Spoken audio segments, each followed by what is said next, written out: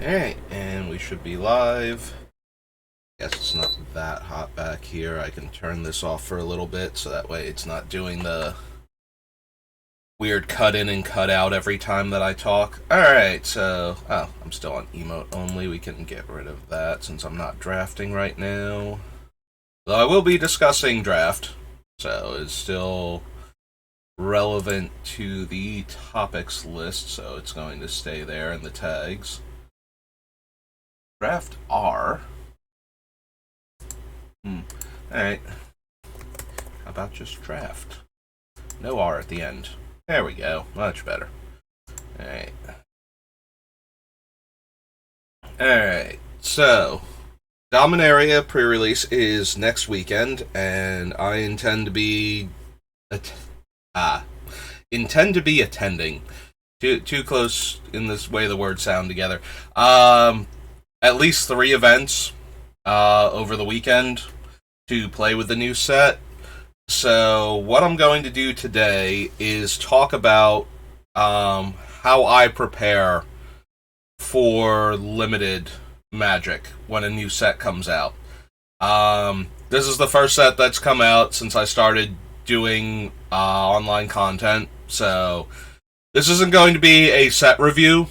Like, I'm not going to go through and evaluate every single card. There are plenty of other people out there more skilled at the game than I am, whose opinions I'll be listening to. That is part of my preparation. I usually go with LSV and Marshall from limited resources.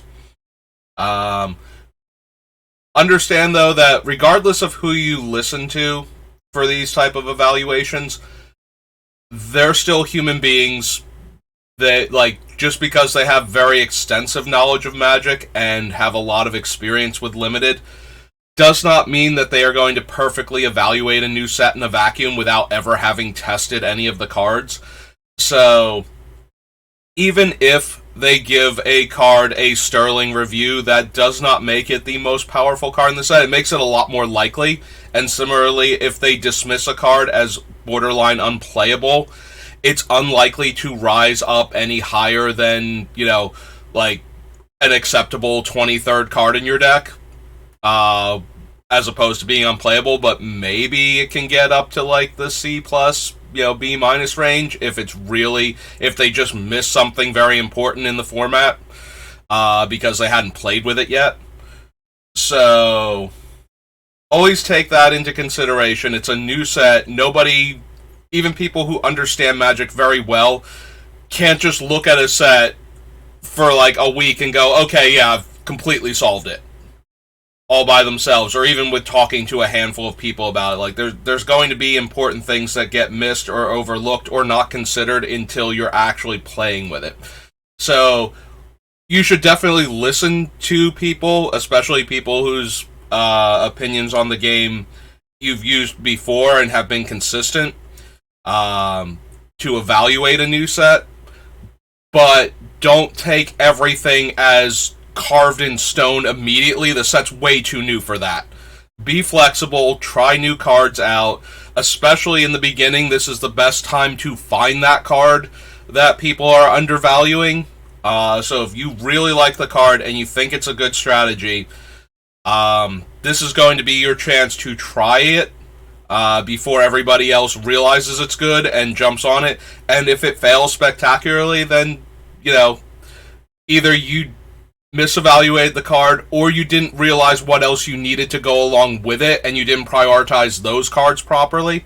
So you didn't have the support for the card, even if the card itself turns out to be good. So with all that being said, I'm not going to be evaluating each card individually. I'm not going to tell you that Archangel of Wrath, if you're in those colors, if you can produce red and black, you should be running this thing.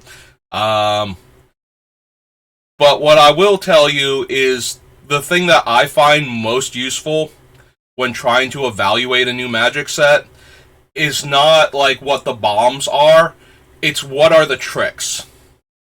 So, one of the most important things I think you can know going into a brand new Magic set is every card in the set that has flash or is an instant. and what their mana costs are and what they can do. So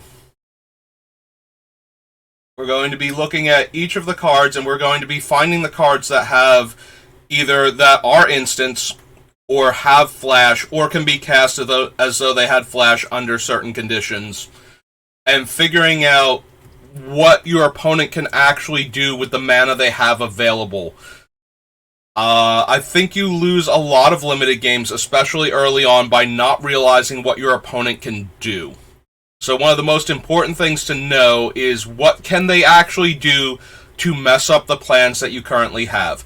The other thing I think that is most important to know in any given limited environment is what are the wrath effects. What can sweep the board, including ones that can only sweep small creatures, you know, your -2/-2s, your 3 damage to all creatures, you know, those type of effects. Like, what are those in the format? So that way you know what you're walking into by playing out all of your creatures every single turn and turning them sideways. Because those are the ways that you lose games of limited the most, is by not knowing what you're supposed to be playing around at any given point in time. So knowing what your opponent has available based on their colors and their open mana gives you a much better chance of winning a game of limited if you know what you are going to run into. I'll see if I can find like some good examples while we're doing this, like a combat trick where if you just attacked with all of your guys, your opponent will get a 2-for-1 just by playing that one card, and your board position would crumble. I'm thinking about like one of the older sets, like recently had like a white and 2, one creature gets +2 power and first strike, and another creature gets +2 defense and lifelink. And that card is super easy to play around when you know it's in the format, where you don't have to walk your stuff into a 2-for-1. But if you don't know it's there and you just attack with all of your guys, thinking it's like, okay, what's the worst blocks they could make and trade and stuff, and then they play that and they eat 2 of your guys and gain a bunch of life, and then you're just like, oh, so my attack failed, my 2 best creatures are dead, their stuff didn't die, and they have more life than they started with. You know, like, you get completely wrecked by a card like that if you don't know it's in the format. So our first instant that we've come across is Artillery Blast. So this is 2 mana, it's got Domain, and it deals X damage to a tapped creature, where X is 1 plus the number of basic land types among lands you control. So, assuming that because most of the non-basic lands in this set have a land type associated with them, like there's a set of common dual lands that actually have the 2 land types, and there's a gate that can choose a basic land type, and it has that. Artillery Blast is likely to do... It's going to do at least 2 points of damage. You'll have A planes out, and you will have the additional, so it's X plus 1. So you'll have the basic land type planes and 1, so it can at least deal 2 damage to a tapped creature. If your opponent has more lands, that increases the amount of damage they can do. So, similarly to if you've ever played around any of the, like, target attack, deal 4 damage to target attacking or blocking creature type of thing, this is what you're playing against. This one only works against a tapped creature, so blocking creatures are fine. You're not going to get blown out by this trick. If your opponent tries to alpha strike you and you're trying to figure out what trick you're playing around, this is not the one that you need to worry about. But you do need to be aware of if they have 4 basic land types, they can deal 5 damage to your creature. So it might be better to attack with one of your smaller creatures that will trade with their guys until you can either get to the point where you can protect your creature from this, or the thing you're attacking with that's going to take all of that damage isn't the most important creature anymore. But yeah, so this is a 2 mana, and it's going to deal at least 2 damage, and more if they have more basic land types among the lands they control. So, nice and simple and straightforward for the first one. Like I said, it's very similar to playing around one of the, like, deal 4 or 5 damage to an attacking or blocking creature type of cards, except this one is only 2... It's only to attacking creatures and creatures with tap-activated abilities. So that is worth noting that because it's an instant, if you have a creature with a repeatable tap-activated ability,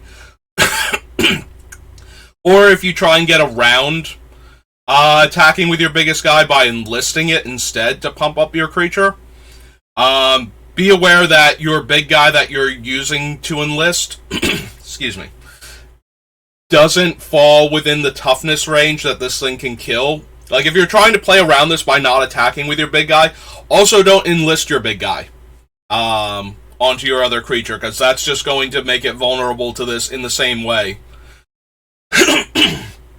Excuse me. Alright. That's a sorcery. Onboard trick. Okay, this is one of the more complex creatures to have to play around.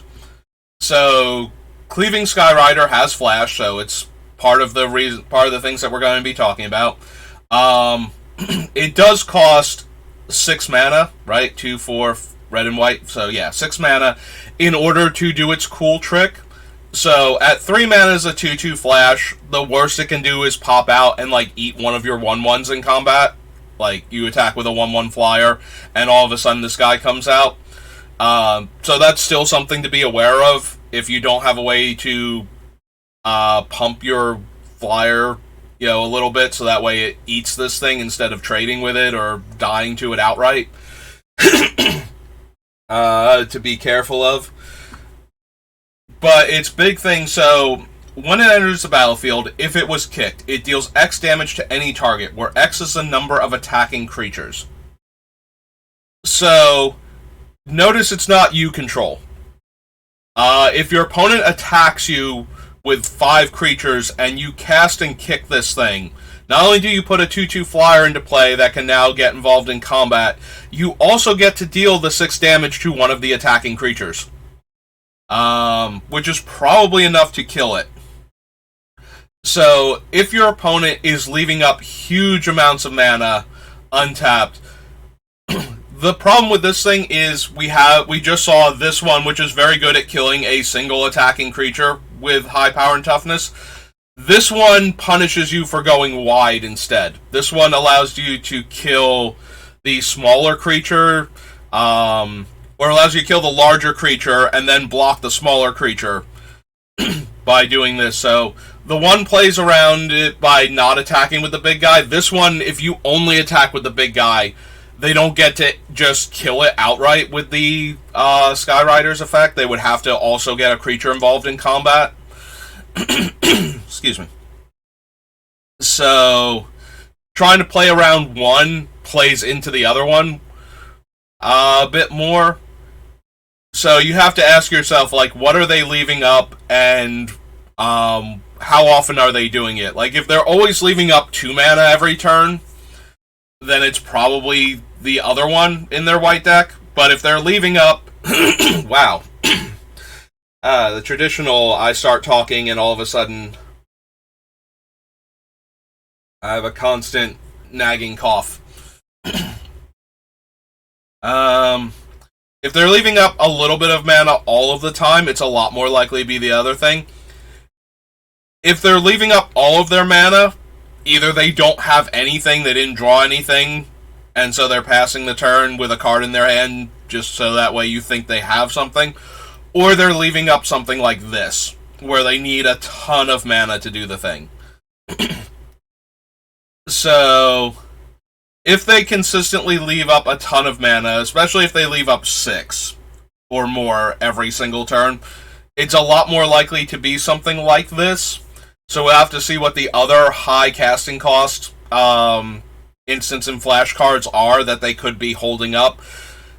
But if you suspect it's this thing, it's a lot easier to do the math for your larger attacking creature.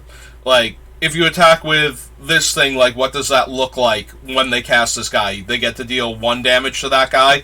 Does that let them trade, like, 2 really bad creatures for your really good creature at that point? You know, if you're attacking with a 7/7 and they have 2 3/3s, or worse, like a 3/1 and a 3/3, like, you don't want to trade your 7/7 for 2 3-power creatures. Like, that's not helping anything. Also, those 3-power creatures with this guy can attack into your 7/7, because that's still only 5 damage. So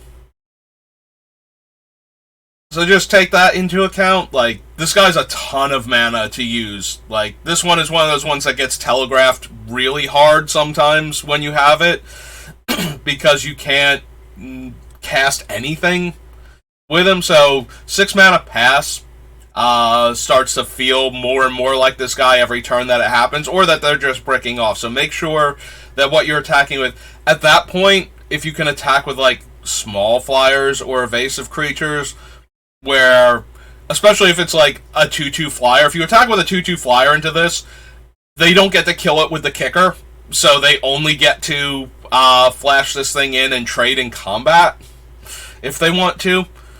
So that's kind of a thing also, if you can play around it that way. You know, a small evasive creature that has, you know, at least 2/2 stats, so that way when this thing comes down, it doesn't get to kill it, and it would have to like block and trade instead. Really eats into the potential card advantage. It makes this thing go from Flametongue Kavu to, you know, 2/2 with flash. And that's way less impressive. Flying in list, she's got a bunch of keywords, none of them are flash. Destroy target creature with toughness 4 or greater, or destroy target enchantment. So this thing is very important to know about for 2 reasons. First, the destroy target creature with toughness 4 or greater means that if they're playing larger creatures and you have to gang block their creature, this is one of the ways that can very easily blow you out. If one of your guys, if they have the 7/7 and you block with like 2 4/4s, that's going to go very poorly for you.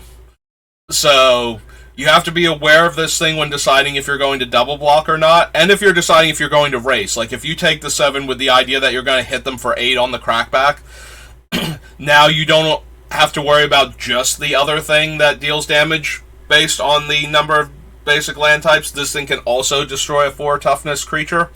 So if you were counting on the fact that they only have like 2 basic land types and can only deal 3 damage to your attacking creature, this thing might be what messes you up. Also, there are a bunch of auras in this set, as there normally are for limited, that may or may not be what you're looking for. So the idea that you can lose a relevant aura or an enchantment that is affecting your combat math at instant speed is also something to consider when you're playing against white. The idea that you can lose something that is affecting your creature's stats or their combat effectiveness at instant speed is something that you have to be aware of, especially when it's tacked on to a potential creature removal spell. Especially in sealed, players tend to play all of the removal that they have access to, even if it's situational. So Destroy Evil is going to be a thing that you're going to encounter if your opponent is playing white, because it's a common removal spell, and there are always going to be large creatures in limited. Like, you know, especially in sealed, players have to play all of their creatures and all of their removal, except for the absolute worst ones of both. And when it comes to removal, that bar is like, how bad a removal spell has to be to not run it in sealed is abysmal. Almost any removal spell or combat trick is worth considering in sealed, especially because you need to have ways to interact with your opponent. In draft, you can more refine your deck towards a certain strategy. Like, you can play more of an aggro deck or more of a control deck. In sealed, you're almost locked into mid-range. Like, it's really hard to get a pool that has all of the best aggro creatures and doesn't reward you for running like a couple of the top-end dudes too. So you're going to run into Destroy Evil if your opponent is playing white, especially in sealed, and being aware of what will happen if you lose one of your enchantments in the middle of combat is kind of important to note also. Like, that is a thing that's going to come up a lot. So no flash. No flash. Instant. Alright, so 4 mana, and up to 6 again in red-white. Creatures you control get +2/+1. If the spell was kicked, those creatures gain Trample until end of turn. Alright, so the kicker is only relevant when you're on defense and when your life total is super low. So, Heroic Charge is 4 mana. This is another one that's fairly easy to play around if you suspect it's coming. If your opponent attacks with everything and they have the mana up for Heroic Charge, either the 4 mana for the base effect or the 6 mana with a red sitting around somewhere to kick it, what you have to do is assign your blockers based on what's going to happen if the creature suddenly gains 1 toughness. Like, that's the more important thing. You don't want to have your trades turn into your opponent's eats, is basically what it comes down to. You want to make sure that the things that you're blocking, you're still going to trade with, even if they have this, and try and make it so that you're not losing your best creatures to their, like, middle ground creatures. Like, instead of putting your 4/4 on their 4/4, or even on their, like, 2/2, if you can have, like, your 4/4 eat, like, one of their smaller creatures, and then, like, chump block the 4/4, so that way, when they Heroic Charge, and their guys get big, you're still keeping your best guy, and you're only losing your smaller guy. You do still have to worry about the Trample. Like I said, if you're lower on life, this thing gets harder to play around. But the Trample aspect of it is not the important part. The important part is, what can they kill? So, like, if you put your 4/3 on their 3/3, instead of on their 4/4 with Heroic Charge, they don't even play it at that point. You do have to be fairly certain that they have Heroic Charge to do a play like that, but once you realize that's what they're going for, there is the problem of the thing we're about to look at next, which is right next to it, which increases the toughness on the creatures by 2 instead of 1. So, this is where we get into the more complicated, like, what does the opponent have? Because these two are very similar, like, just looking at them next to each other. So, right next to it we have Join Forces, which is white and 2, and it's an instant. Untap up to 2 creatures. Those creatures each get +2/+2. So, attacking with a bunch of creatures with Heroic Charge and attacking with a bunch of creatures with Join Forces is about the same thing. Like, depending on what life totals are and what the race looks like. Because if you block poorly against Join Forces, and now they have 2 good creatures back to block to screw up the attack back math, on top of killing your creatures, that's also going to be really bad. So, Heroic Charge and Join Forces are playing in very similar, like, space in the deck. They're, like, if you have a bunch of either of these, you're probably not going to run all of them. Heroic Charge is, I think, the worst of the two, actually, despite it giving it to all of your creatures. Because the 2 toughness is a lot harder to play around. Like, you have to make some very questionable blocks sometimes to play around Join Forces. So, the question then becomes is, which one are you playing around when playing Limited? So, Heroic Charge is a common, Join Forces is an uncommon. If you haven't seen either of them from your opponent, like, if it's game 1 and they're in white and you haven't seen either of them, it's probably best to assume it's Join Forces, because that's the harsher blowout, like the harder one to avoid getting killed by, than it is Heroic Charge, unless they are very wide.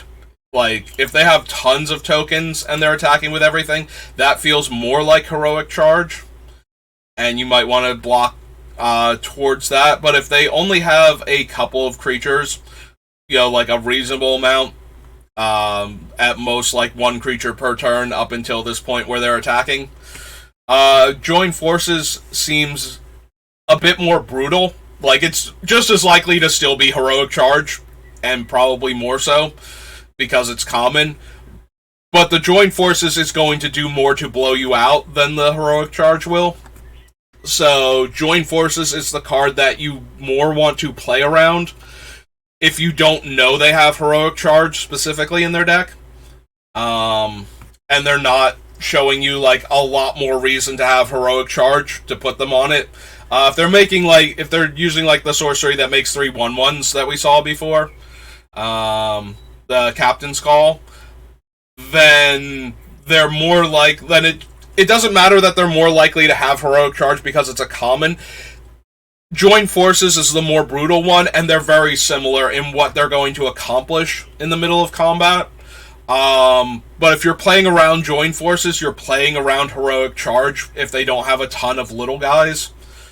So it's more likely that you're going to catch them with the Join Forces and not get completely wrecked by it if you're playing around both of them than it is that you're going to play around heroic charge and then Join Forces isn't going to be that bad for you. It's way more likely that if you play around Join Forces, heroic charge won't be that bad for you. The downside to playing around the one instead of the other is that if they have heroic charge, it's the same power boost and less toughness. So you get punished for certain blocks that Join Forces would have punished you more for if you didn't make the blocks that way. So yeah, that's one of the more interesting ones to have to worry about. Like I said, they're both very similar, and they're both very likely to ruin your day if you're not playing around them. But Join Forces does a lot more damage if you don't play around it than Heroic Charge does. So I'm glad they're right next to each other, because that made talking about them in comparison to each other a lot easier. Because they're playing in very similar space, and the decks that want one can probably run the other and vice versa. Like, there's not a whole lot stopping a limited deck from running either of these. If either one of them would be relevant, both of them are probably relevant, and then it's just a question of which one they think is doing better in their deck. So if they have a lot of little creatures, the Heroic Charge goes up a lot in value. If they have, a more traditional, I'm going to play, a 2-drop on turn 2 and a 3-drop on turn 3, and I'm not going to make a ton of little guys from my guys coming into play all of the time, then Join Forces is a lot more potent. If they have access to both of them, they're more likely to want to run the Join Forces, because it is more likely to blow an opponent out than Heroic Charge will. Assuming that they're going with the idea that the extra toughness is more relevant on the combat trick than the extra creatures getting the buff. Alright. Well, here's another Flash card. So, white and 5 for an enchantment with Flash. It has Domain that makes it cost 1 less for each basic land type among lands you control. Leyline of Binding enters the battlefield. Exile target non-land permanent and opponent controls until Leyline of Binding, or Leyline Binding, not Leyline of Binding. Leyline Binding leaves the battlefield. Alright. So it starts off as a 5-drop, because you should have a Plains. It can go all the way down to a single white mana if you have all of the basic land types scattered. So this thing, you're probably going to have 2 to 3 basic land types in most decks. You may have good reasons to splash, and you may have good fixing that fixes by searching up basic land type cards and have the dual lands and whatnot. Especially in your seal pool, where you can just play all the dual lands that you open if you're running a lot of Domain. Or at least the dual lands that are in your primary and secondary and even tertiary color. If you're a white-green-black deck, you can still run the white-blue dual land and the green-red dual land if you have a lot of Domain in your deck, just to get the cost of activation on some of these things down or increase the potency of the ability. So it's very likely that this thing is going to cost 3 mana. 3 to 4 mana at most. Playing around something like this is a rare, right? Okay. So, at the very least, it's not going to come up as often. This is one of those cards that's going to wreck me because I haven't seen it yet, so I'm not playing around it as hard. Playing around rares is usually only correct if you can still win the game if they have the rare by playing around it, or you guarantee that you lose if you don't play around the rare, whereas you might be able to win if you do play around it. Those are the only times to really seriously consider playing around a rare or mythic in a game of limited Magic when you haven't seen the rare or mythic yet. Which is why I care what the wraths in the format are, because those are the ones that, if you don't know what they are and you don't play around them, those are the ones most likely to absolutely ruin you and cause you to lose a game that you were going to win if you just even barely considered them as an option. Leyline of Binding is not one of those cards. This thing is basically just very similar to the one above where it destroys a creature with toughness 4 or greater or destroys an enchantment in the middle of combat. It's a lot like that, in that you can suddenly not have a creature, you can suddenly not have an effect that is boosting your creatures in combat. This one has a lot more breadth to what it can hit, so you also have to worry about your equipment suddenly disappearing on you in the middle of combat, and now your creature is too small to do its thing, and the equipment is gone. But that's about it for playing around Leyline of Binding. It's been a very similar space at that point to the 2-mana destroy a creature with toughness 4 or greater or destroy an enchantment in what it can do to your board state in the middle of combat. So, or what it can do to your damage race math. So you just have to consider it in the same way you would consider anything else that can eliminate your best creature or one of your things that is pumping your creatures. So that's all there is to playing around Leyline, really. Nothing on that. You know, I'm not actually paying attention to which of these are wraths. I don't think we've seen one yet, though. That's the one that does that. 2 damage to like 2 different creatures. Makes a 1/1. Costless. Vigilance and List. Makes them sack a dude. 3 1/1s. Pump the team. Single target removal spell. Tap a creature. She gets back auras and equipment. That makes 1/1s. That pumps itself. Scries and can become indestructible. Put a 1/1 counter on target creature. Life gain synergies. Draw 2 cards. Make a bird. Put a 1/1 counter of each of up to 2 target creatures. Gain 2 life. There's a battlefield. There's a kick. Return a creature from your graveyard to your hand. It's a Gravedigger. There's a battlefield. Oh! Wait, hang on. Okay, we just did Leyline of Binding, so we're up to a new Flash card. Alright, so Flash enters the battlefield, exile up to 1 target non-land permanent and opponent controls until Prayer of Binding leaves the battlefield. You gain 2 life. Alright, so Prayer of Binding is basically just an uncommon Leyline of Binding. Prayer of Binding, Leyline Binding. Okay. So yeah, as an enchantment with Flash, that O-rings a creature. Does this not give it back? No, this gives it back. Okay, there are just 2... There are 2 of these, and then there's Citizen's Arrest, which I think is also exiles the creature until this leaves play. Okay, so there's just a whole bunch of random O-ring variants in this set. I kind of knew there were, but I didn't realize they were spread across like all of the different casting costs, or rarities rather, and had very similar effects.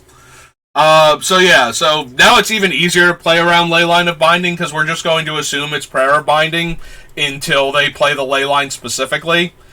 So if they leave up like the 4 mana for a while, and you're worried about Prayer of Binding, and then they tap below that, you do have to consider that maybe it was always Leyline and not Prayer.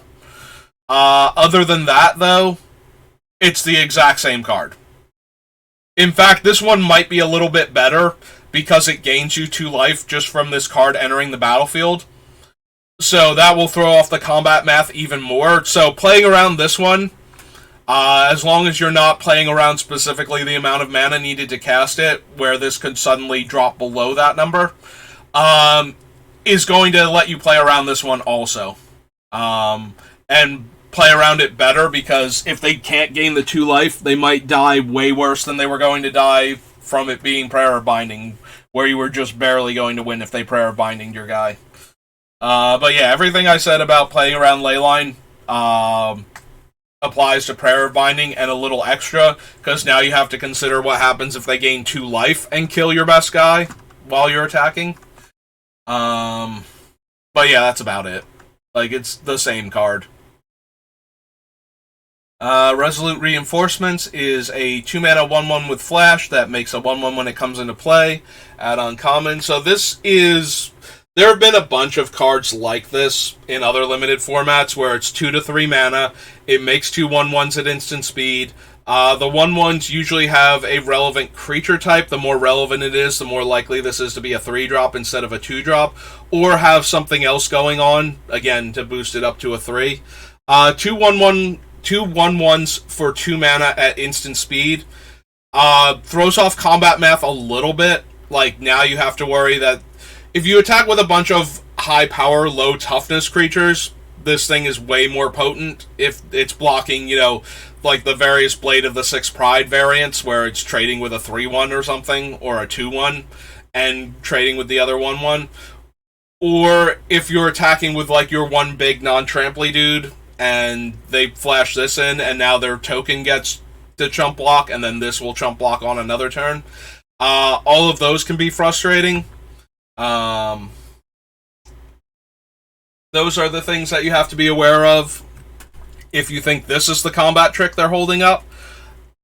The relatively nice thing about Resolute Reinforcements is if they hold this up early and you don't attack into it with the things that would be most vulnerable to it, they are very, very likely to just cast this guy, so that way they have the 2 creatures on board. Because leaving up the mana in an early part of the game to try and, like, eat your 2-1 in combat when it attacks, and then have a 1-1 back after that, if you don't stumble into that, and they don't cast this, then their board's not developing, and you're not losing your guy. Attacking with a 2-2 into this is basically the same as if they had a 2-2 for 2 with Flash. You get to trade your 2-2 for their... You trade a card for a card. So the only question then becomes, is your 2-2 actually doing anything else or anything better than trading with 2 1-1s when it attacks? And if the answer is no, not really, then it's perfectly fine to run it into this thing. It's when you have, like, a bunch of 2-1s and you can actually lose card advantage, or they would get to keep one of their dudes when they block your 2-1.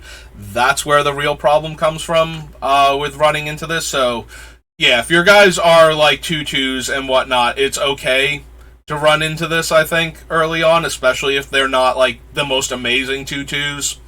Like, if you have a legendary 2-2 that has, like, upside attached to it that's going to get you more value, then you have to care if you run into a Resolute Reinforcements. And you have to care later in the game where you're 7-7 that doesn't have trample attacks, and your opponent is just like, okay, I'm going to spend 2 mana to fog you now, and yeah, that one's going to hurt a lot.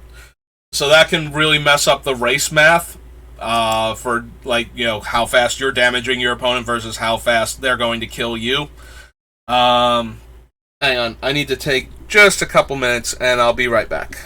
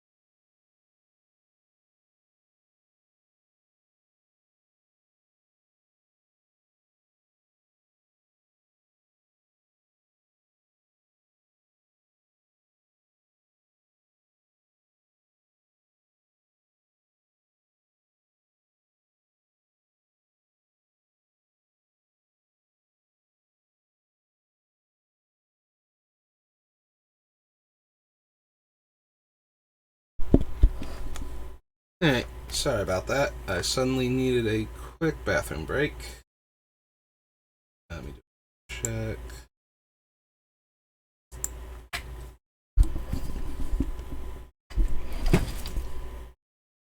Alright, should be good. Just making absolutely sure I turn my mic back on. Still a little paranoid, but everything seems to be set up, so alright. So we just done Resolute Reinforcements and how it can mess up your combat math in the mid to late game if they top deck it. That's a sorcery. Gain 1, scry 1, flying, whole bunch of other game text, but not flash. Stall for time. Tap up to 2 target creatures. If the spell was kicked, put a stun counter on each of those creatures and draw a card. So stun counters are a new mechanic. Basically, the stun counters function very similarly to the effects of like a Frostlinks or something, where you tap the permanent and it doesn't untap during its controller's next untap step. The biggest thing about an effect like stun counters is that if Proliferate comes back, which it might, because we are going to be going to New Phyrexia again, and we are very likely to get poison counters there, proliferating these stun counters means that the creature gets locked down longer. Now, there's nothing in this set that proliferates, so for all intents and purposes, Stall for Time is tap target creature, it doesn't untap during its controller's next untap step, and you can choose up to 2 target creatures for this effect. If you kick it. If you don't kick it, it just taps them. So the biggest thing about Stall for Time is if they only have the white in 2 and they tap your dudes down, then you don't get to attack with them that turn and you don't get to block with them next turn. So in a really tight damage race, Stall for Time is going to be exactly what the opponent needs, and if they have blue, that's 2 turns of these creatures not attacking and 2 turns of them not blocking, and that can be very difficult to overcome. Sleep was a very potent card, and being able to only do it to 2 creatures and get to draw a card for like 1 more mana, and changing one of the blue to a white on it, like, Sleep was insane, but this thing's a common, so it's still going to be, it's very difficult to play around this card. Like, if you attack with your creatures that can get through and leave back your big blockers with the idea that you're going to win the damage race, and your opponent plays Stall for Time, especially if they kick it, that's going to really mess up your combat math. The problem is that that's kind of hard to play around. Like, if you don't attack, you're not winning the game, and if you're playing around a card that might show up to mess up, like, you really have to either have to play around this card, like, you can still get in with one of your creatures, and if they happen to have Stall for Time, you're going to live long enough to maybe stabilize against it and get back into the game. Or you have to completely ignore it because you can't win if your opponent stalls for time and, like, taps down 2 of your dudes, and then you just take lethal damage anyway, regardless of which 2 dudes they're tapping down. So at that point, like, if you left up your one guy and you had an extra blocker and you would still die because you can only block one of them and 2 creatures getting through are lethal, then you might as well be attacking with your guy because Stall for Time shows up, it's going to wreck you anyway. So your one guy being untapped and not getting through for damage in an attempt to kill your opponent before they can top deck a card like this is not helping anything. So yeah, Stall for Time is a very difficult trick to play around because it tends to get you either way, like if you do attack or if you don't attack. And it's very likely that if you have a lot of pressure on the opponent, they're going to have to use Stall for Time defensively, which is ideal for shutting a card like this down. If your opponent can only cast it defensively and it's not killing your creatures, then they did get to draw a card, and if they got to kick it, that buys them a lot of time. But it was going to do that anyway, and at least you're not dying because of it. Like, they're not getting great attacks now. They're just not getting killed by your big guy because they were able to tap it for 2 turns type of deal. Take Up the Shield is a 2-mana instant, puts a 1/1 counter on target creature. That creature gains lifelink and indestructible. So, when your opponent goes wide with a bunch of creatures, it's a lot more likely to be one of the other two things up here that we were looking at that were right next to each other. The Joint Forces and the Heroic Charge. Unless all of their math looks good, you know, basically, like, all of your guys are about even power and toughness anyway, then it might just be this thing. It also might be one of the other ones, because if they're really that close to being even, then it's easy for them to get, like, you know, a 2-for-1 with one of those combat tricks, or better. But if you're playing around those, when they attack with a lot of creatures, you're probably playing around this too, because it's only +1/+1. Where this gets dangerous is if they have a large creature, or a decent-sized creature, that can comfortably attack into your board. You know, they have a 4/4, you have a bunch of 2/2s type of thing.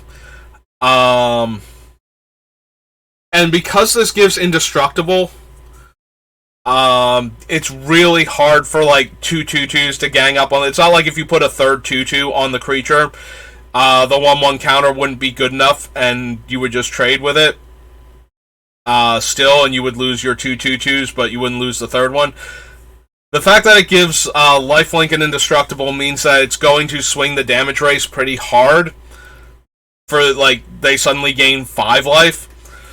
But it's also a problem because the creature didn't die.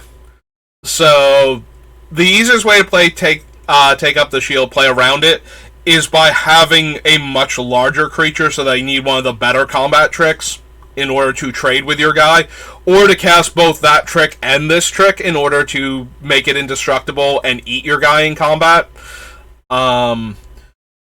You also have to be careful with removal spells. This thing hard counters pretty much any removal spell that's not a -X that exceeds the creature's toughness by at least 1. So it's way more likely to wreck you by being a Snakeskin Veil, effectively, than it is a combat trick. This is one of those ones that you have to watch out for because of that. You're going to get into situations like, if you're going to play around this card with removal where you think your opponent might have it, the best ways to do that are to not do it pre-combat, especially pre-damage. Because if you can get into a position where you can bait them to try and save the creature in combat, that would Take Up the Shield, then you can kill the creature with the creature removal spell in response to Take Up the Shield. If they don't play Take Up the Shield, you just let the trade happen. And in fact, that's what they should do too if they put themselves into that position, but some players just don't. They're like, okay, I didn't think you would trade here, but now that you're going to, I guess I'll save it. Like, that's one of the best ways to get around Take Up the Shield effects. The other thing is to not do it when they're going to be able to go to combat and attack with the creature. So either post-combat or during your turn, primarily because then they don't gain the lifelink, then the +1/+1 counter is a known thing, and they don't get to free roll the attack with their indestructible lifelink creature now either. Like, if you cast a removal spell on their upkeep with the idea that you're going to waste their mana if they have something, and it's like, you know, and then they cast this, and then their creature doesn't die, and now it has lifelink and indestructible and gets to turn sideways and attack you. Like, that is actually going to be probably the worst case scenario for you. So yeah, if your opponent's playing white, you don't want the Take Up the Shield to make their creature a free roll attack that gains them a bunch of life on top of that. Another thing that you can do with removal, though, if they have a creature that they care about and another creature that you care about more for them to lose, you can try and bait the Take Up the Shield on the worst creature if you have multiple removal spells. That's kind of dicey, but, you know, if you need to kill, like, a Sheoldred or something, and you can bait out the Take Up the Shield on something else first, The problem is that you are still getting like 2 for 2, and they're keeping one of their creatures, and their creature got a bit better, so that's still not great. That is the worst part about Take Up the Shield, is the counter stays around, so their creature is even better now, in addition to you failing to kill it. So, unfortunately, effects like this just, they're in the set, so you gotta worry about them. But yeah, if you can minimize the effectiveness of it by timing your removal spells so that they don't get to do the cool thing where they, survive a combat trick and eat your guy and gain a bunch of life, and yeah, if you can avoid all of that, then Take Up the Shield is usually just a 1-for-1 a lot of the time.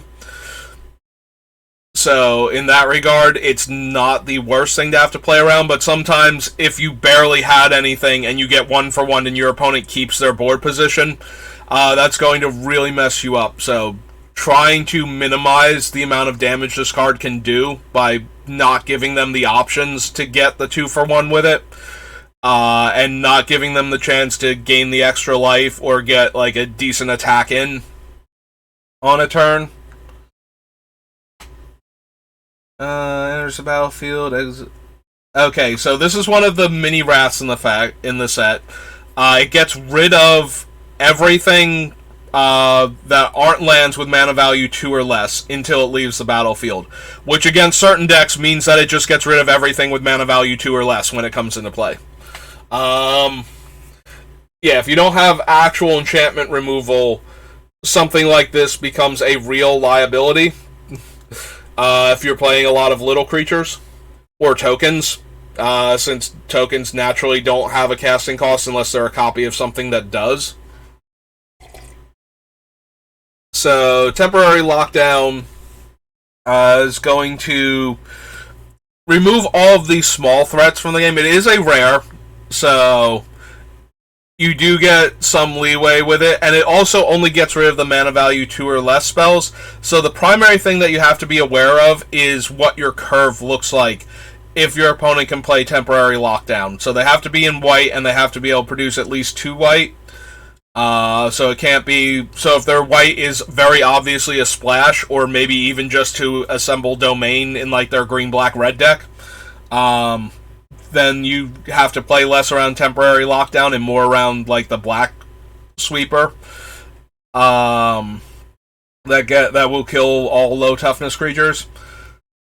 But Temporary Lockdown, the biggest thing about not playing into it is when you already have a strong board, where your opponent will be able to get like a 2 or even 3-for-1 off of Temporary Lockdown, and you're winning, you don't have to play anything else into that that's vulnerable to Temporary Lockdown. The main reason to not play around it is, again, it's a rare, and it's kind of like... Yes, everybody's going to be playing all of their removal in sealed, like, as much as possible. This feels more like a sideboard card that comes in if the opponent has a lot of little creatures, because also in sealed, you are encouraged to play with all of your mid-size and higher cards. Like, most players are not going to be running a bunch of 1-drops that don't have serious impact on the board, so you're primarily going to be hitting a bunch of 2-mana creatures if you're getting a lot of value out of Temporary Lockdown. So you have to be aware of how many 2-drops you're committing to the board and how many tokens you're making if you think Temporary Lockdown is going to be a thing from the opponent, or if you've seen it in a previous game. That's the main thing to play around this card. It's not like a regular Wrath where adding more to the board just kind of sets you up to lose to the Wrath effect.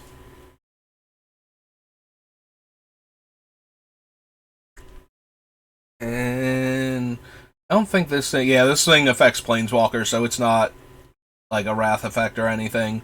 And these don't have flash, so we're good to go. And moving into blue. Yeah, this is taking a bit longer than I thought it would, so we might have to do this in 2 parts, because I do have to go grab my brother and get him to work. This does not have flash. This does not have flash. That doesn't. And none of these are even close to Wrath effects. There is actually a Wrath effect in blue, and we'll discuss that one when we get to it.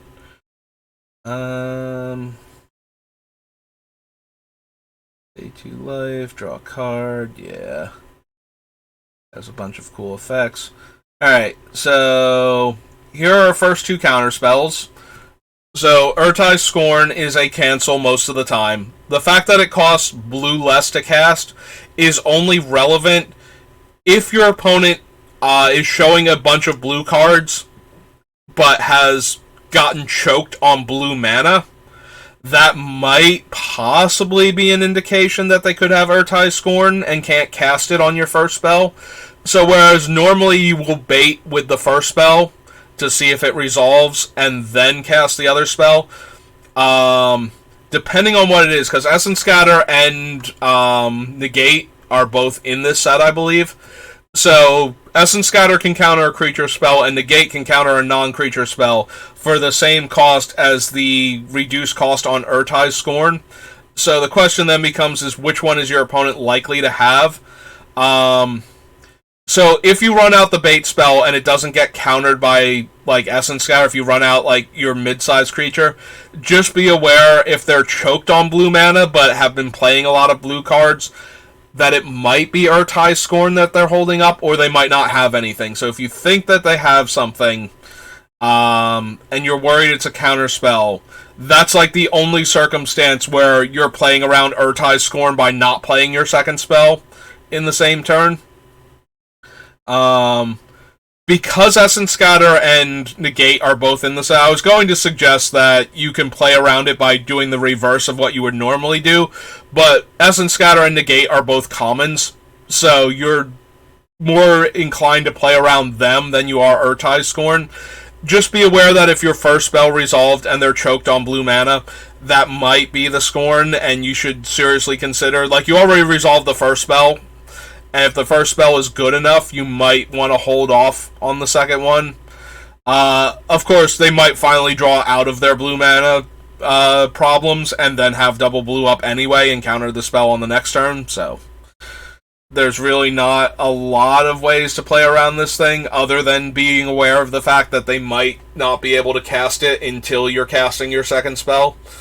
It is an uncommon, though, and counter spells are generally not the best. You will still run them if you're blue, because you don't have good removal. Like, blue is either tempo-based a lot of the time, or overcosted removal, or counter spells. So sometimes you will just have to run the counters because they interact with the opponent's spells, especially against spells that generate advantage just from having cast them. Like, if you cast a creature with a good comes into play ability, Essence Scatter is going to be, or Urtai Scorn is going to be something that's a little bit better for you than a typical removal spell if you can catch it with that.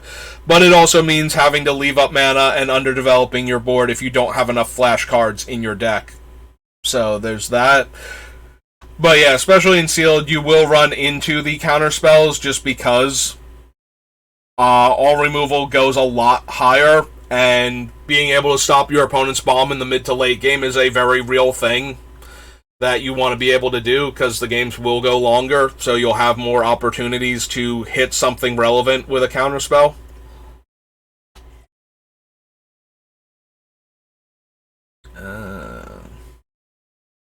Yeah, and as far as Essence Scatter goes, typical, if you can bait them out with a decent creature first and then follow it up with your bomb, do that. As a general rule, that's always been what you should do if you suspect counterspells, is try and play something that they you either try and play something that they kind of need to counter before playing the thing that they definitely need to counter, or you don't cast anything into them if your board position is strong enough, and hope that they don't have like an instant speed card draw or something, and that the mana just goes to waste.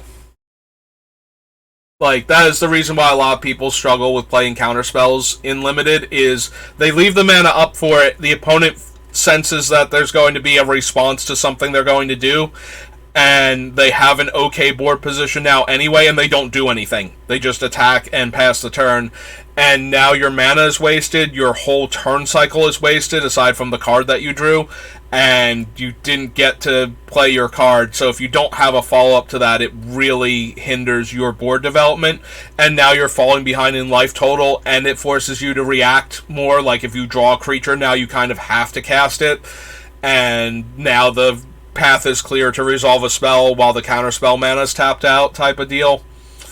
So that's why counterspells get like a bad reputation in Limited. You basically have to use them whenever you have a reasonable opportunity to do so, because if you just don't cast them and you don't have enough instants in your deck that you can do other stuff in the meantime, there is a real chance that your opponent will just use what they have on board and play around your counterspell and waste your mana a lot. And if you die with a counterspell in your hand that you could have cast, and your opponent kills you with their 2/2, it's the exact same thing if you countered their 2/2 and then they played a bomb on like turn 4 and you didn't have the counterspell anymore. You know, it doesn't matter what you die to. If you die with the counterspell in your hand, and you could have stopped the thing that was killing you just by having cast it and forced them to have something else. That's a lot better than dying because you countered the big thing, but the little thing still chipped away at you a lot of the times. Depends on what else is in your deck, obviously, but that's a very real thing, which is why you will see players cast their counterspells on almost anything when they run them in their deck, just because you need to actually get your card back from it. Alright, so Impulse is look at the top 4 and put 1 in your hand and the rest on the bottom of your library in any order. Card draw, as a general rule, like, you need to be aware of the card draw at instant speed for 2 reasons. One, it tells you what else the opponent can do if they're holding up counterspell mana. Because, like I said, if they don't counter the spell and they don't cast anything else, then they really lose out on the mana that they didn't spend and not developing the board and not, doing anything. So at least if they're drawing cards and only taking small amounts of damage, they're still developing their hand and allowing them to play more spells and, like, find land so that they can hold up the counterspell while deploying threats, type of deal. Or just because they didn't have anything else, or they had, like, another reactionary spell, but your creatures aren't worth it, so now they can Impulse instead, or do one of the other card draw spells. So, that's the main reason to care that your opponent casts Impulse, or can cast Impulse, and the other card draw spells that we'll look at, is that it gives them something to do with the mana if you don't do anything relevant, if you play around the counterspell or the reactionary spell and don't give them a good opportunity to use it. It lets them do something else with their mana that might get them to a better board position on a subsequent turn. So that's the main reason to care what the card draw spells are at instant speed. It also lets you know that your opponent might just be holding up card draw. And that's why they didn't tap all of their mana. Not necessarily because they have a trick, but because they're going to look for more cards and they're just waiting to get the maximum amount of information before they cast it during your end step, so they know exactly what they need to find. They don't want to cast their Impulse looking for a way to deal with your creature on board, only to find out that they needed a way to deal with a completely different creature, and that's what they needed to be digging for, or like a powerful artifact or enchantment that you cast post-combat. And now they put, like, a disenchant effect on the bottom because they took a creature removal spell, and now you have a, card advantage board position generating artifact. So they're going to wait until as late as they can to cast a spell like that, so that might be what they're holding up instead of one of the reactionary spells that you're playing around. So it's good to know what the card draw in the format is. So let's see. Scry 2, then draw a card. If the spell was kicked, you may put a land from your hand onto the battlefield. So basically, this is very similar to the instant speed version of Explore. Of the blue-green, so Growth Spiral. But there was one that was like an extra mana and was an instant. This is very similar and slightly more potent than that, because you also get to scry 2 before you draw, and you can just do the scry 2 draw 1 without having to pay the green and play the extra land if you don't have the extra land or don't want to for whatever reason. You know, you want to hold up your green mana for something else. So again, very similar to Impulse. It's just a matter of it gave them something else to do with their mana on your turn. There's Negate, as I said before. Alright, so this is the blue Wrath in the set. And the blue Wrath plays very differently from other Wraths. So the Wrath is on Chapter 3, but you can read ahead, meaning that you can just play it on 2 blue and 2 and immediately do Chapter 3 and have the saga be done and like not get the effects of Chapters 1 and 2. 1 and 2 phase out permanent until this leaves the battlefield, non-land permanent, so that way they can protect certain creatures from the Wrath effect. So the Wrath effect destroys all creatures, and then everybody who lost a creature this way gets a replacement 2/2 black Phyrexian creature token for each of the creatures that they lost. So this Wrath is very bad against some of the things that Wraths are normally good against. If you have a large creature and your opponent has a go wide strategy, this is terrible. Because it will just turn all of their like 3/1s and like 2/1s and even their 1/1s into 2/2s. And so that's not really going to help you. What this can do though is if you're on that strategy and your opponent has the large things, you kill all of their large things and leave them with 2/2s, and all of your guys just like laterally shift into 2/2 black creatures. So Phasing of Zhalfir is a card that you have to play around if you are playing with one large angry trampling creature and one large evasive threat type thing, like a 4/4 flyer, and your opponent has been playing like 1/1s and 2/2s and they're in blue. This is the card that you have to worry about, because then it actually functions worse for you than a Wrath. Like, your creatures get downgraded to 2/2s and they don't lose anything. But in that regard, it's a lot like a Pongify or Beast Within type effect at that point, where it's just killing the creatures that are the problem and leaving behind a much smaller, less threatening creature as a result. Hello, Comet of Legends. Haven't seen you around in a while. Thanks for stopping by. So, yeah, the Phasing of Zhalfir is really a problem. Oh, don't worry about it. I'm just more happy that you showed up, because I hadn't seen you in a while. Than that I'm, at all concerned. Right now I'm discussing all of the cards that are either have flash or are Wraths in the set, because that's how I usually evaluate a new set for playing Limited.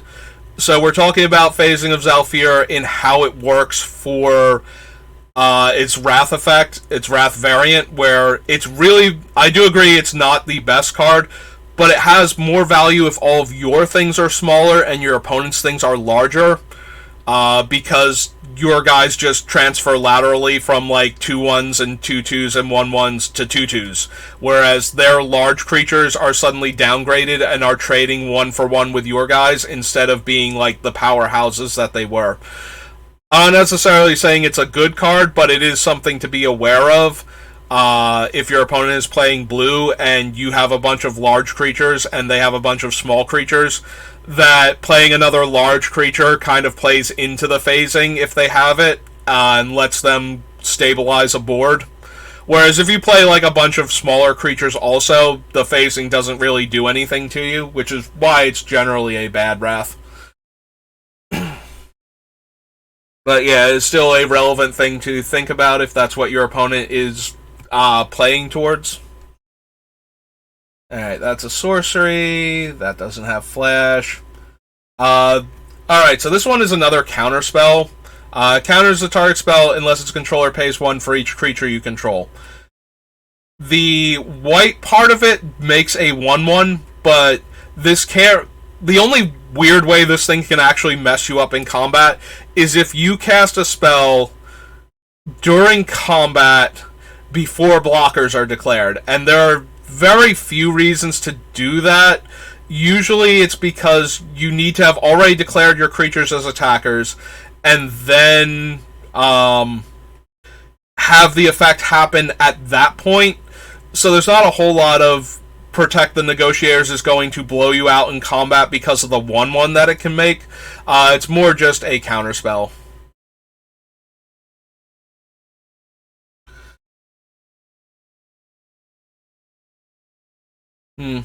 Yeah, right now mostly evaluating cards for limited because the pre-release is coming up next weekend. So, yes, as a way to protect your stacks pieces and then have all the other things get destroyed with a Wrath effect. Yeah, phasing does allow you to do that because it lets you save 2 of your permanents before destroying everything. But yeah, no, I'm entirely focused right now on trying to do this for what you can do in limited. Return target creature, planeswalker you don't control to owner's hand. If the spell was kicked, put that permanent on the bottom of its owner's library instead. So, we have an unsummon. So that's basically, this effect shows up a lot of the time, your Fading Hope, basic unsummon, silent departure, that sort of thing. If your opponent has 4 mana, they can put it to the bottom of your deck instead and have this function more like a creature kill spell. But that's about it. Like, Vortex, you play around it the same way you play around Unsummon. You don't cast your creatures that aren't attacking pre-combat, so that way if you need to redeploy your creature after combat and it's better than what you had, you'll be able to do that. Once they get to the part where it's 4 mana, now you're playing around a removal spell instead, and you play around that the same way you would destroy target creature, other than the fact that you can't protect it with indestructible effects. So, yeah, Vortex is...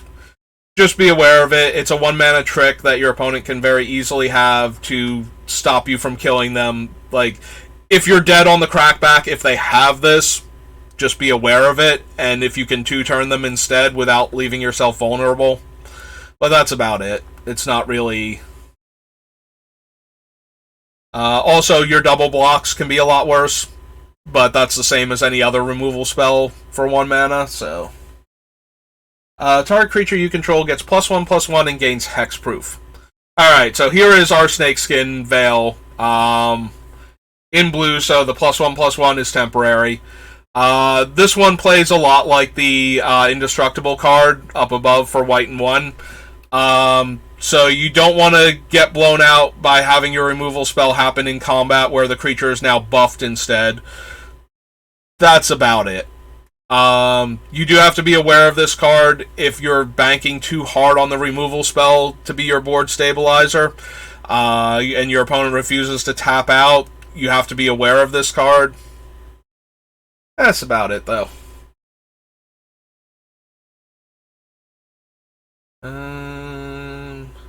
Flying. Oh, this is the one. I felt like I saw this one and then scrolled past it. So this is just another card draw spell. It is one. So if they play it for 3 or less, it's a 5 mana draw 3 at instant speed. So that might be what they're holding up. Red. So 1 blue, target creature gets -1/-0 until end of turn. If the spell was kicked, that creature blocks this turn if able and draw a card. You shouldn't have to play around this one too often. It's super weak. It does force your creature that can't tap or can't not get into combat to block. So it is possible, if they're blue-red, that they can use this as a weird removal spell to get your utility creature or your just cast creature into combat.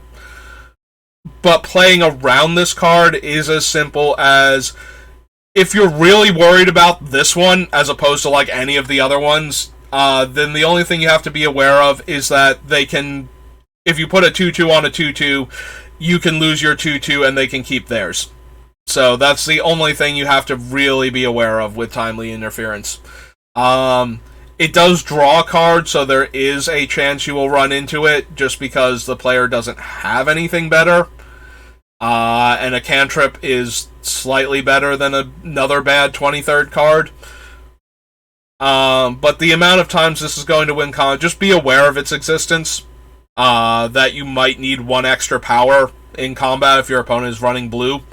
But you're more likely to be playing around them gaining an extra toughness or something off of their white combat trick or green combat trick than you are your guy being -1 power. But it's basically the same thing for playing around that sort of effect, is that they might gain a couple extra toughness and you need to be able to overkill their creature.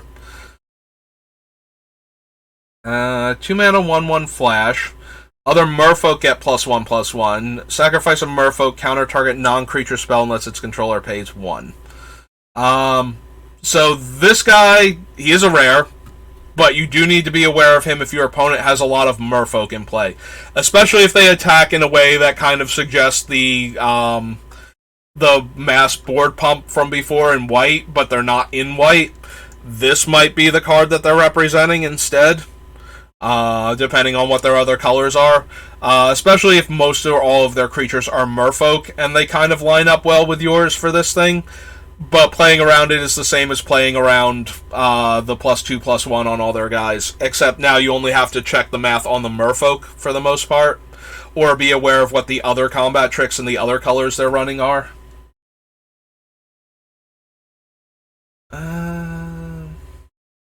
Sorcery...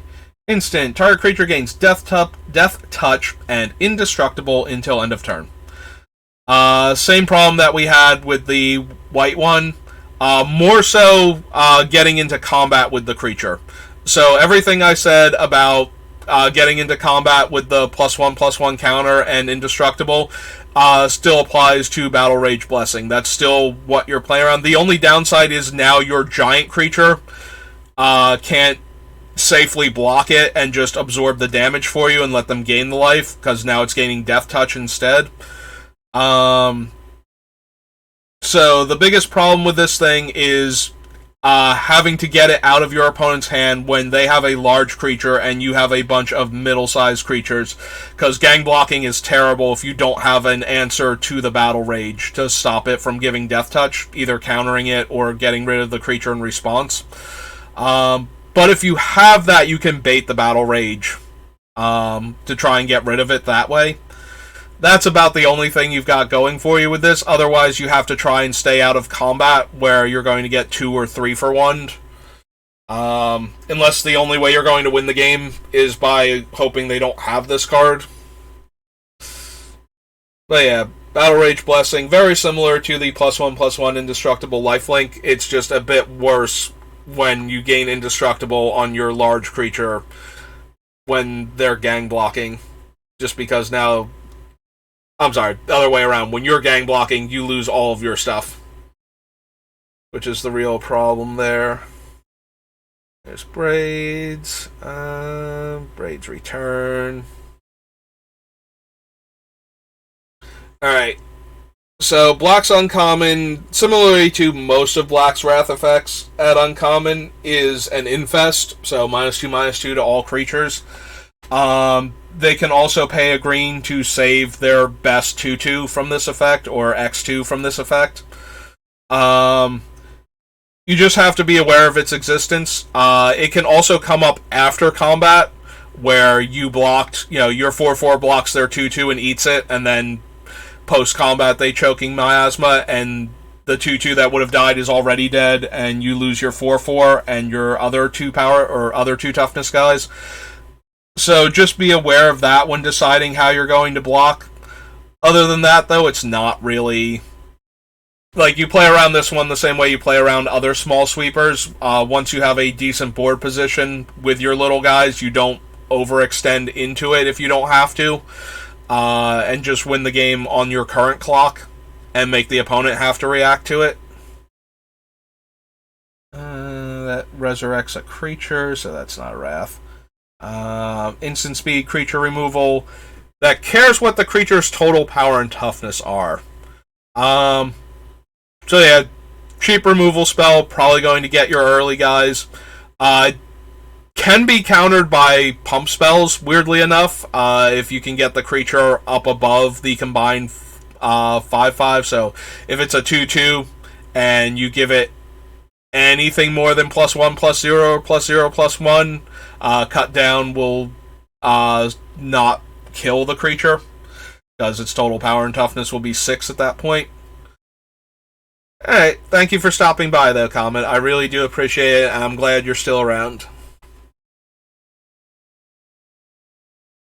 But yeah, cut down. So cut down has that awkwardness. You're going to still play against it in limited because it very efficiently removes cheap creatures early on and stops the aggro decks from just overrunning you. But aside from that, it's just okay. Similarly to how you have to play around like the unsummon, you have to play around having one of your little guys suddenly get cut down in the middle of combat and you not killing their creature that you were multi-blocking. Alright, each creature gets -X/-X, where X is 1 plus the number of basic land types among lands you control. So this is a mutilate variant, but instead of counting swamps, it counts land types. So the most it can do is -6/-6 by itself. So if you are playing around this Wrath, they have to have something else in order to kill like your 7+ toughness creatures. So if you have the really big green creatures, you can still play them into this Wrath. Or if they're missing a bunch of land types where this is only going to be like -3/-3 or -4/-4, you can probably safely play a 5 or 6 toughness creature if you're playing around this card. You do have to worry that they might top deck one of their off-color like splash lands with the basic land types, but that's about it.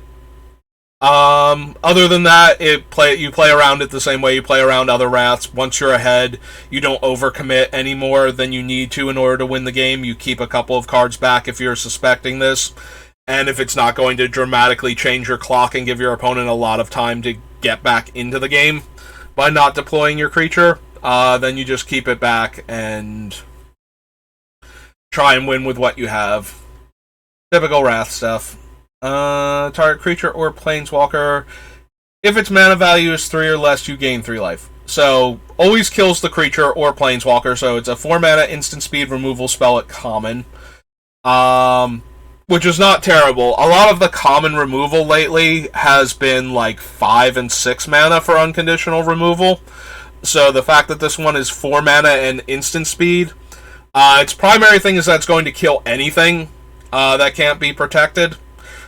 So you do have to watch out. This is a great way to get 2-for-1 if your opponent has 4 mana up, by trying to protect your creature in combat when you don't super need to, or to, like, if you're attacking with, like, your big guy and then you want to give it indestructible when they put all their blockers on it, or to kill one of the blockers when they put a bunch of blockers on it. So, again, you just have to be aware of this one, like any other targeted removal spell, what it can do. But because this one is very universal at 4 mana, getting to kill anything, it's one of the more problematic ones. Because it actually kills the creature and usually allows you to get like a 2 or 3-for-1 in combat with your larger creatures, or lets you get the 2-for-1 when they go to make their creature a threat and then you kill it in response. So, Extinguish the Light is probably one of those ones that you most want to be aware of and play around as far as removal spells go.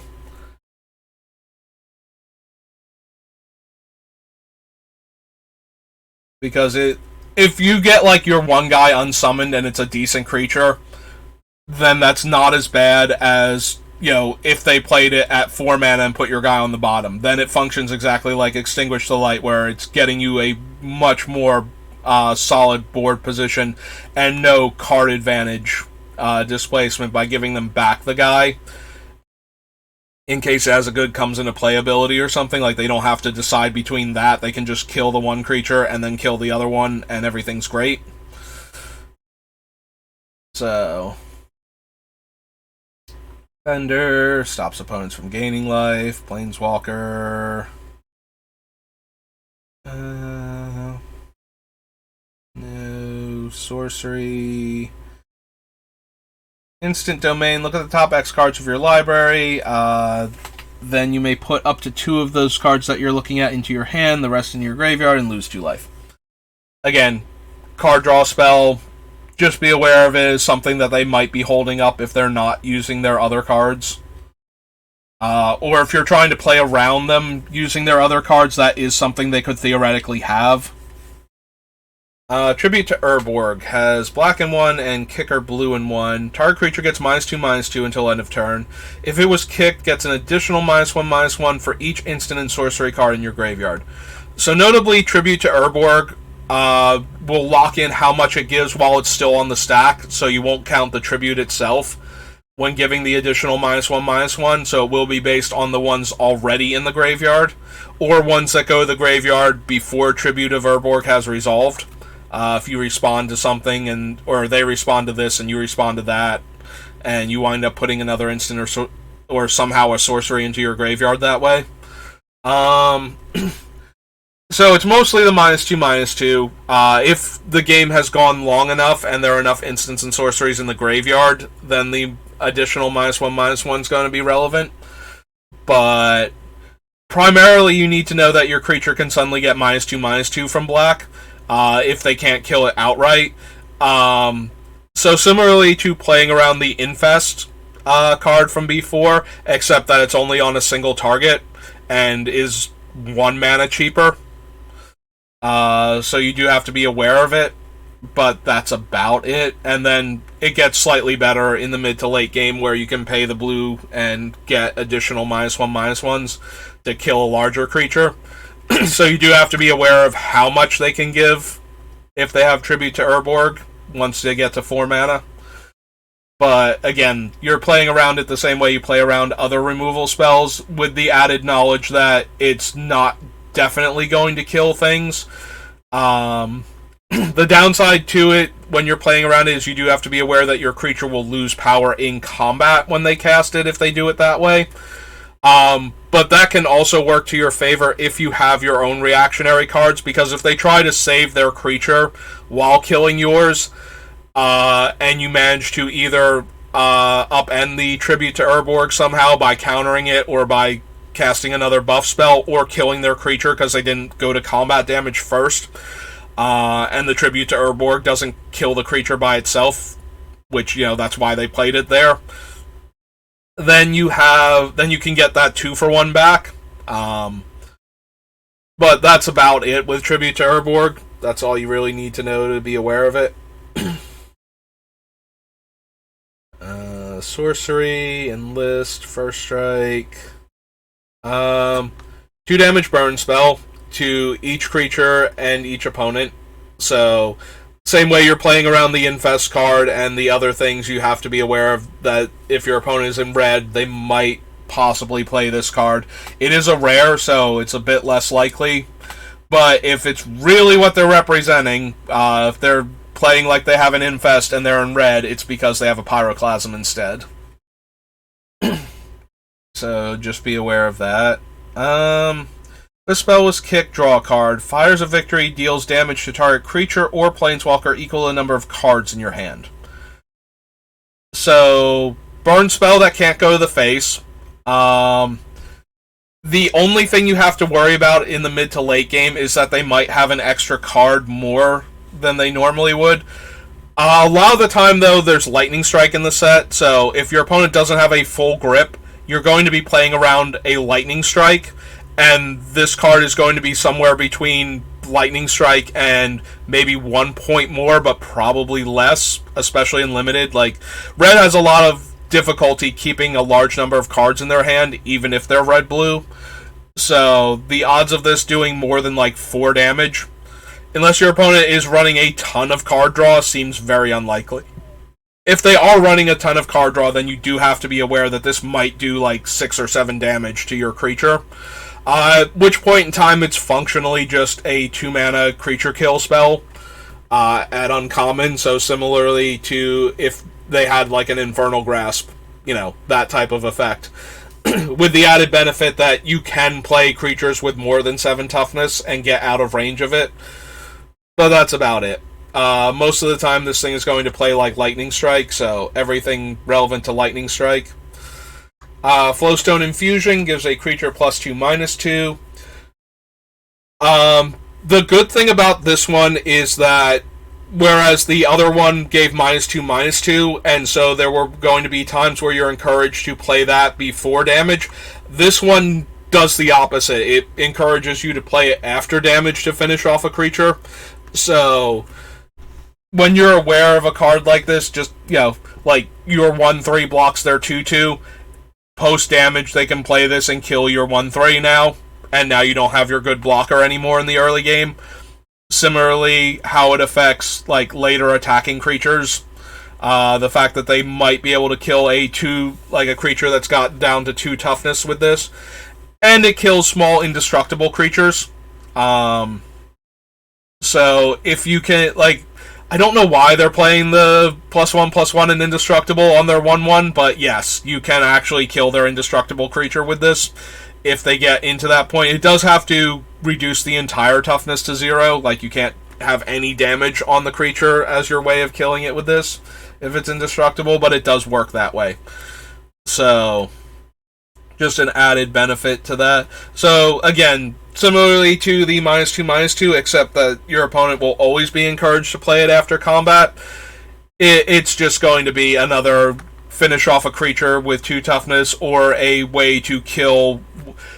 The dangerous thing about this is when they gang block and you try and kill the 2 toughness creature with it, if they have a pump spell. So if you're playing around Flowstone Infusion, one of the best ways to play around it is with your own pump spell, because then the creature will not die to the -2/-2 and will get the +2 power. Yeah, I said -2/-2. They won't die to the -2 toughness, and they'll get the +2 power. It might still be like all of your guys are trading in combat now, but the fact that they didn't get to eat all of your guys with a 1-mana trick. So that's one of the best ways to play around Flowstone Infusion, is any giant growth effect that you happen to have. Furious Blow is +3/+0 and first strike. These cards you play around the same way you play around the smaller buffs. The downside is it's a lot harder to play around them getting 3 power. So in a lot of ways, this is similar to giving the creature Death Touch and Indestructible, in that if it's going to kill the creature with the +3/+0 and the first strike and not take damage from it, you're playing around it the exact same way. If you can kill the creature at instant speed and response, that's how you're going to have to do it. Otherwise, you just either have to make it so that the trick is not good for them, like you don't give them the opportunity. You don't block their 5/5 with your 2 4/4s and, let them eat one of your 4/4s and not die to the other one.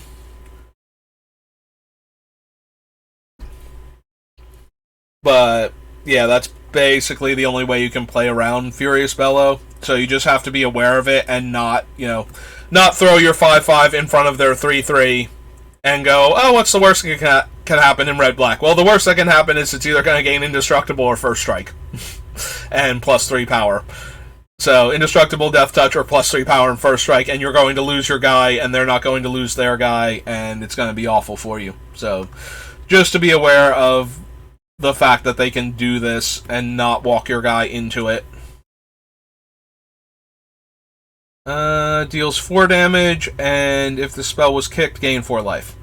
The 4 damage can only go to creatures or planeswalkers, so another non-face burn card.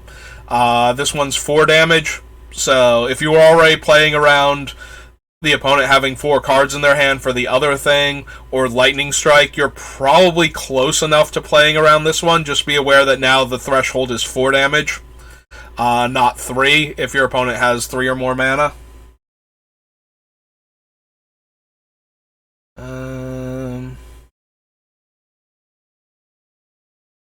One creature. Okay, so yeah, Jaya's doesn't have any Wrath-like effects. That's a sorcery. Lightning Strike, 2 mana, 3 damage to any target. The biggest thing with Lightning Strike compared to the other 2 is that it can go face. So just be aware of your life total. If your opponent is representing Lightning Strike, they're probably representing the other two also, so the problem is that you don't know that it's Lightning Strike.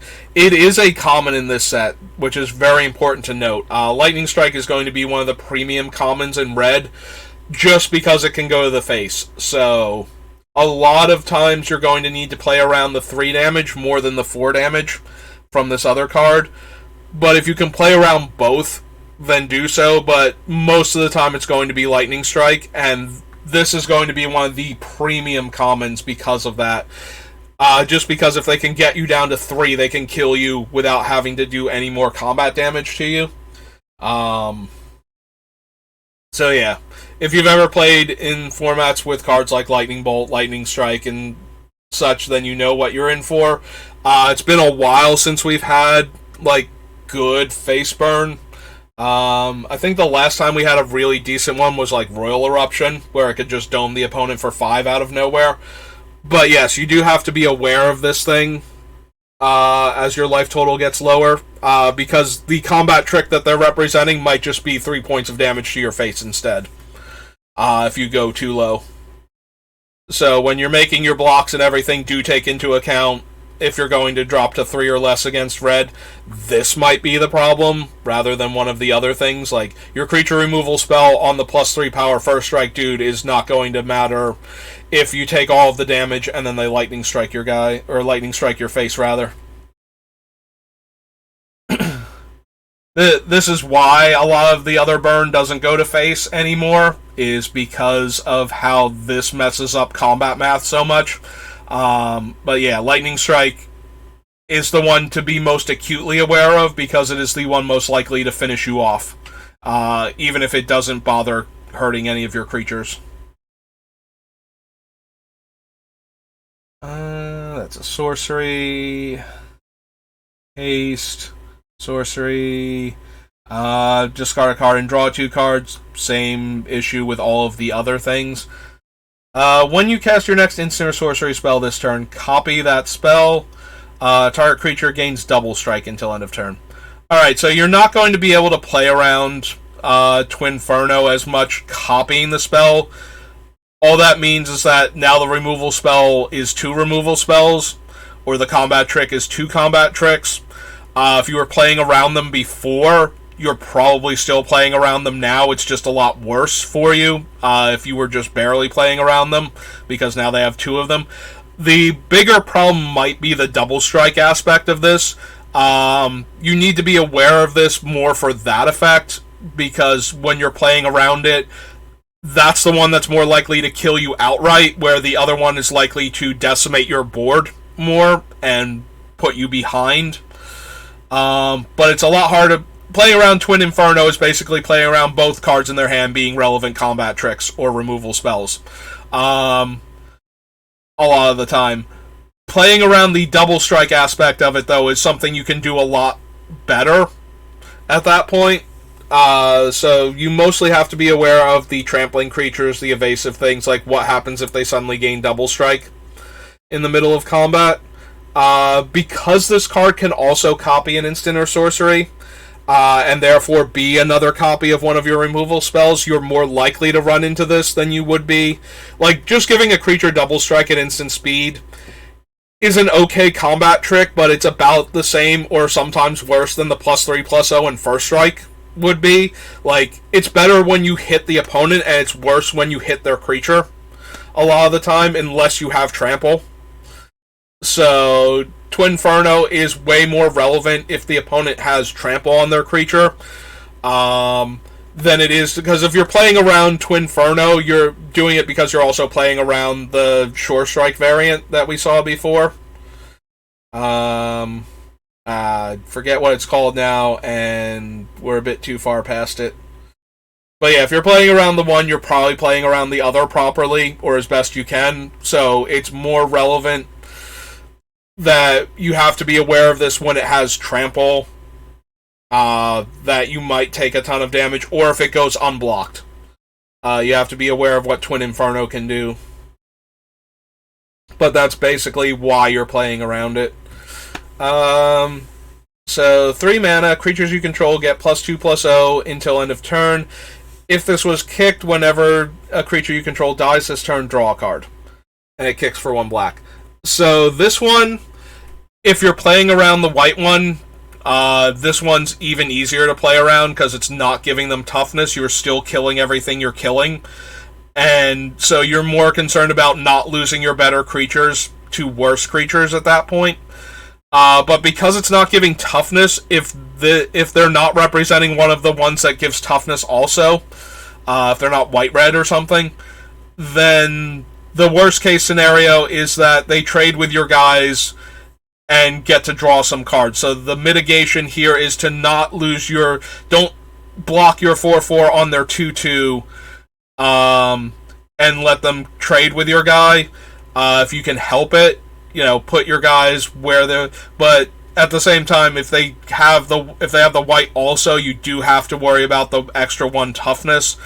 So you probably have to block in regards to that spell, especially since it's a common and a go wide card, whereas this is an uncommon go wide card. But it's the same basic thing. So if you're playing around one, you're playing around the other, and this one's easier to play around than the first one. Kills a creature by tapping your things, and you get a 4/4. Alright, I got like 15-ish minutes, so we're going to try and get through the green cards at least. Target creature you control deals combat damage equal to its power. Alright, so... Deals combat damage. Deals damage equal to its power. So, it's an instant speed punch. Very similar to other creature removal spells, except it's based on the best creature that they have, and if you can interact with that creature in any meaningful way to get its power too low to kill your guy, increase your guy's toughness.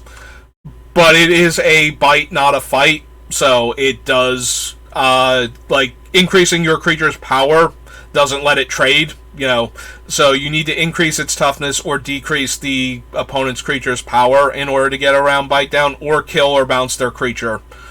But yeah, you play around this fight effect the same way you play around other fights. You do have to be aware of it. It is an instant speed creature kill spell, based on their strongest creature. So if you don't have ways to react to it, be aware of it and how badly it's going to blow you out. Similarly to all the other removal spells. You double block, they kill one of your creatures. It's not a fight, their thing didn't take damage, so it's not a trade in combat still, and they just get to eat your other guy also. Broken Wings, destroy an artifact, enchantment, or creature with flying. More of a sideboard card a lot of the time, but you do still need to be aware of it. This is especially true if you're... There are, 4 different variants on O-Rings in white. If you're playing white, you have to be very aware of what the enchantment removal spells are for all of those O-Ring variants. Because losing your O-Ring in the middle of combat and your opponent getting a surprise blocker is one of the worst ways to get blown out. Especially if that creature had a comes into play ability that's at all relevant to what's happening now. So you do need to be aware of this thing and what you're attacking into if your removal is enchantment based. And especially since so much of white's removal is enchantment based, this feels like it's going to come in out of the sideboard if you're playing white regardless. Like, this should be in your deck against a white deck, because a lot of their removal, and they have some decent angels that can be in their creature pool. So between that and any artifacts that they've shown that are at all relevant, lots of targets for Broken Wings. So yeah, just be aware of that as a thing. Instant speed enchantment removal against white decks is very, very potent. Colossal Growth is a 2-mana Giant Growth, which is already pushing it for what Giant Growth is reasonable at. If you spend a red, so 3 mana, it gets +4/+4. Mostly relevant for throwing off combat math, like any other pump spell. Just be aware of it. This one, it's a Giant Growth. I'm sorry, I kind of burped there. It's a Giant Growth. So Giant Growths are a little hard to play around because they give such a large power and toughness boost. You will usually win any combat where you resolve one of these, where the creature isn't interacted with at all. So just be aware of it. for what you can lose to a Giant Growth. Also, that it can be +4/+4 and Trample. It's more relevant that it might have Trample in the mid to late game. Like, it's more important to worry about the +4/+4 to determine if your guy is going to live or not than the, like, handful of damage you might take from them doing that. But yeah, just so that you know, it's a Giant Growth.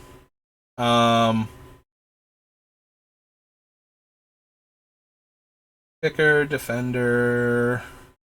Target creature gets +1/+1 for each basic land type. Okay, so this one is way more Giant Growth than the other one was. This one is 1 mana, and depending on your opponent's land, their mana base, might be more than Giant Growth. This thing is going to wreck you. If you do not have a instant speed, cheap interaction, this thing is going to win a combat that you really didn't want to lose. Giant Growth, like I said, 2 mana is pushing it. Only needing 1 mana to cast this thing is going to allow you to cast it in almost any situation. So it's going to be relevant. And the mana bases allow for this to consistently be Giant Growth, and possibly better. I feel like the mana bases are definitely going to be 2-color with maybe a light splash, or if you have a lot of domain cards, taking the common dual lands that have both basic land types is going to be super relevant. So Gaia's Might is almost definitely going to be a Giant Growth when it's cast, and it's going to blow you out in combat if your opponent has green mana. And it's going to be very, very difficult to assign blockers in a way that you don't lose something important to Gaia's Might. Because +3/+3 or better is a huge stat boost swing to have to compensate for. So if you don't have a way to react to this, you're going to lose your creature. And there's not a whole lot you can do about that. You already didn't have a response to it, so just be aware of it as one of the combat tricks they could be representing, especially if they only have the 1 green mana. But that's about it. That's all you can really do, is you're going to get hit really hard by this thing at some point in time, because it's only 1 mana. Reach, Trample. So, Reach, Trample, Trample. +1/+1 counters, Sorcery, Reach.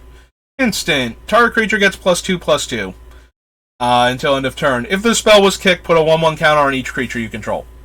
Alright, so again, everything I said about the Gaia's Might, this one's brutal.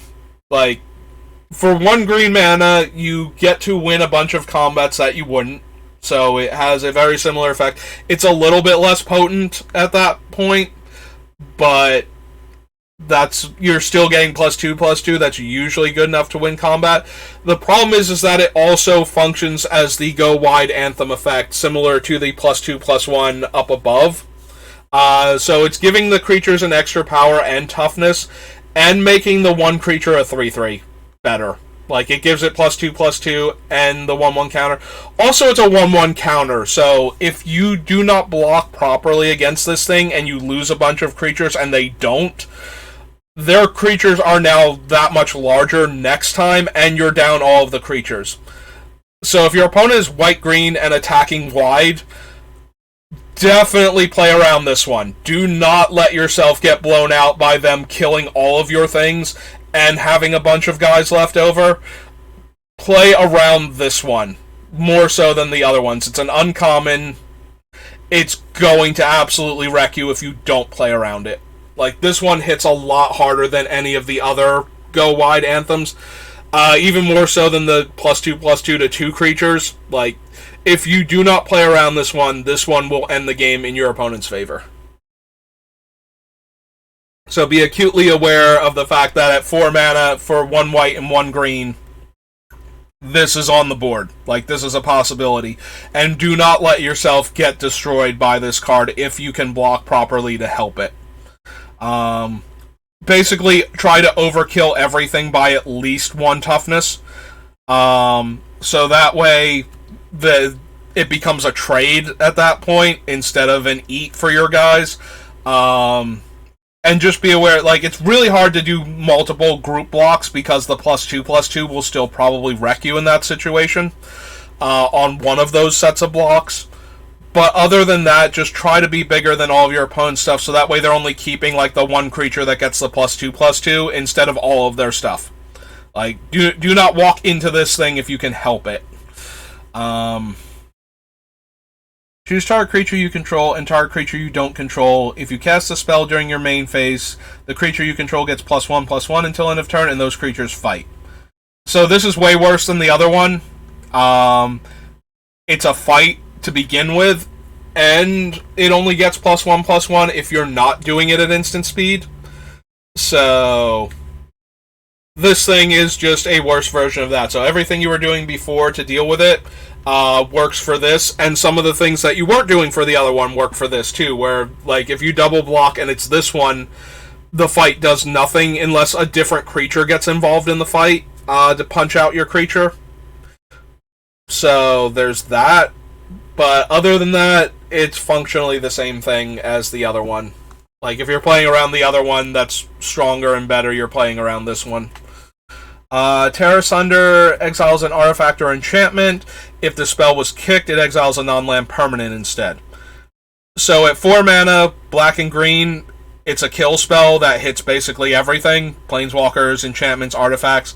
So everything I said about destroying artifacts and enchantments remains true with just the non-kicked version of it.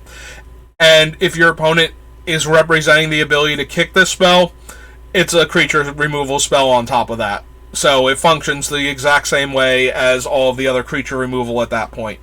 So everything I said before about enchantment and artifact removal remains true for Tear Asunder, with the added effect that once it gets to 4 mana and a black source, then it becomes the same thing I said about every instant speed creature removal spell.